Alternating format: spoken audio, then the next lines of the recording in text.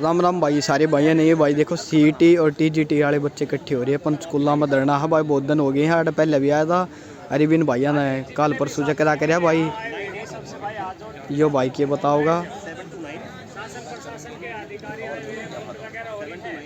आपकी unity gathering दिखेगी तो अच्छा इंप्रेशन बढ़ेगा भाई। धरती वही बोझ मर रही है, चाहे आप खड़े हो चाहे बैठे हो। यो भाई तो हम कुछ बाना था पूछेंगे भाई किस प्रकार का माहौल बना हुआ है। तो भाई ये दो बहनें अपने बीच है। नमस्कार जी। नमस्कार जी। आपका कौन सा है जी मामले, टीजीटी वाला? नहीं जी, हम सीईटी के कैंडिडेट हैं और सीईटी में जैसे 56-57 ग्रुप का सिर्फ पेपर हुआ है और उसका भी कुछ वो आगे प्रोसेस नहीं हुआ।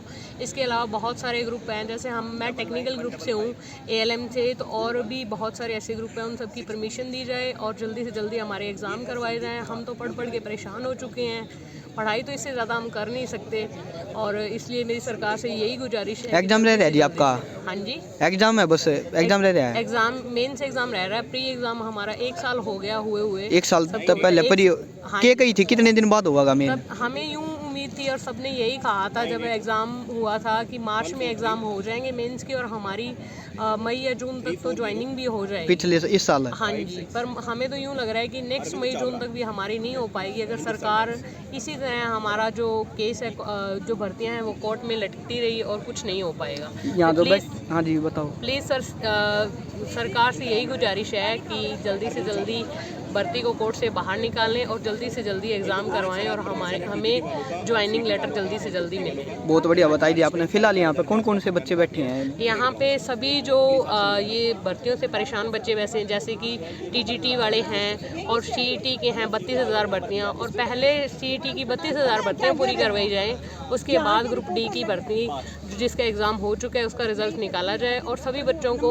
आराम से रोज़गार मिले। अगर ये सरकार जो 60,000 भर्तियों का वादा किया था, अगर ये अच्छे से पूरी हो जाती हैं तो सभी ऑलमोस्ट सही से जो बच्चे पढ़ रहे हैं 1-2-4 साल से उन सबको रोज़गार मिल जाएगा। बात है। वोट बैंक सरकार का बहुत अच्छे से आगे बढ़ेगा और जैसे पहले 14 से 19 तक सरकार ने काम किया वैसे ही आगे भी हम सरकार को अच्छे से वोटिंग करके और इसी सरकार को हम अपनी सेवा में रखेंगे। चलो बहुत अच्छे प्रकार तो आपने डिस्क्राइब कराया जी, बहुत बढ़िया।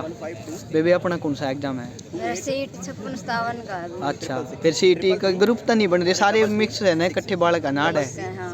कोई कुछ कह दे है कभी टुकर, कोई कुछ कह दे भाई तुम दो चले आएगा। टेक्निकल के ग्रुप हैं उनके तो एग्जाम ही नहीं हुए हैं, तो 2-3 ग्रुप का ही एग्जाम हुआ। 56-57 का तो हो चुका है और उसमें भी रिपीटिशन थी जैसे 41 क्वेश्चन की, तो उसका भी कंफर्म नहीं भी वो कैंसिल होएगा कि नहीं होएगा।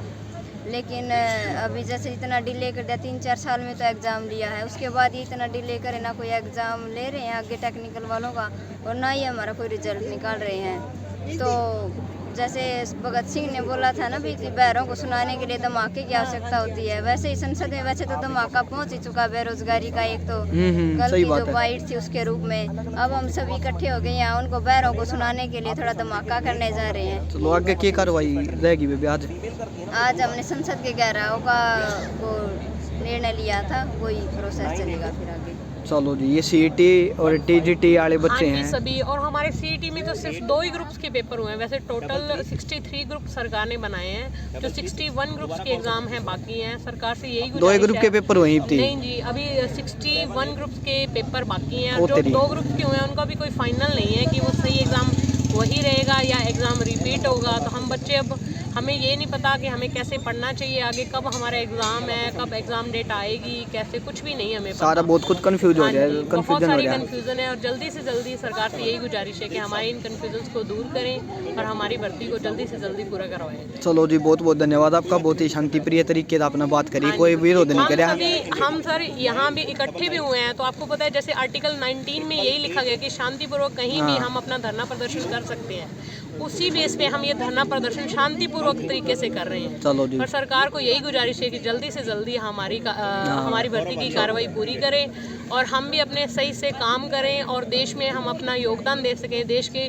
जो भी डेवलपमेंट में है। ऐसे तो हमारा देश विकासशील ही रह जाएगा, विकसित कभी हो ही नहीं होगा। अगर पढ़े लिखे बैठेंगे तो जो पढ़े लिखे, हम तो अनपढ़ों से भी परेशान ज़्यादा हैं, जो सही से हमारे साथ के 10 पढ़ के अपना आराम से अपने खेती के काम में लगे या कोई काम सीख लिया, उन्हीं में हम आगे। मैं अपना बताऊं सर, मैंने जैसे पहले +2 की, उसके बाद मैंने पॉलिटेक्निक डिप्लोमा किया, फिर BCA की, MSc की, MCA किया, ITI किया, उन सब के बाद भी आज मैं इस कंडीशन में हूँ और कम से कम अब 4-5 साल से मैं तैयारी कर रही हूँ। चलो और 1-2 नंबर से जैसे पुलिस में भी रह गए और आगे भर्तियाँ अगर सही से हो तो हम आराम से हमारा सही सिस्टम हो जाएगा। ठीक है जी। हाँ जी। लो भाई, इन बाणा ने बहुत ही बढ़िया जानकारी दी और कति प्यार तो बताया भाई, कोई से विरोध की भी बात ना करी।